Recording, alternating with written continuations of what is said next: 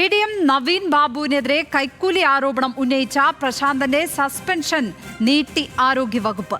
3 മാസത്തേക്കാണ് suspension നീട്ടിയത്. Pariyaram medical കോളേജിലെ electrician വിഭാഗം ജീവനക്കാരനായിരുന്നു പ്രശാന്തൻ. വിവരങ്ങളുമായി ഹാൻസ് ജോൺ ചേരുന്നു. ഹാൻസ്, ഈ സസ്പെൻഷൻ നീട്ടിയതിന് കാരണമായി ആരോഗ്യവകുപ്പ് പറയുന്നത് എന്താണ്?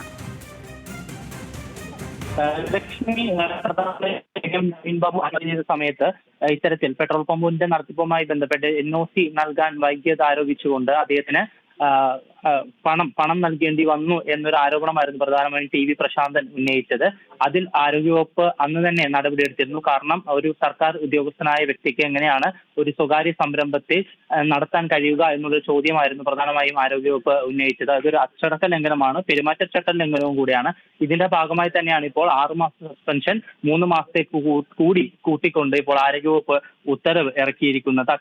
അച്ചടക്ക ലംഘനവും പെരുമാറ്റച്ചട്ട ലംഘനവും കാണിച്ചാണ് ഇപ്പോൾ സസ്പെൻഷൻ നൽകിയിരിക്കുന്നത്. സർക്കാർ ജോലിയിലിരിക്കെ പെട്രോൾ പമ്പ് തുടങ്ങാൻ ശ്രമിച്ചു എന്നാണ് പ്രധാന കാരണം. എന്തായാലും ഈ വിഷയവുമായി ബന്ധപ്പെട്ട് ആദ്യം തന്നെ ആരോഗ്യവകുപ്പ് മന്ത്രി വീണ ജോർജ് വ്യക്തമാക്കിയിരുന്നു ഇത്തരത്തിൽ അച്ചടക്ക ലംഘനം കാണിച്ച TV പ്രശാന്തിനെതിരെ ശക്തമായ നടപടി ഉണ്ടാകുന്നത്. അതിന്റെ ഭാഗമായി തന്നെയാണ് ഇപ്പോൾ സസ്പെൻഷൻ നീട്ടിയിരിക്കുന്നത്. ലക്ഷ്മി. ഹാൻസ് ജോൺ തിരുവനന്തപുരത്ത് നിന്ന് വിവരങ്ങൾ പങ്കുവച്ചത്.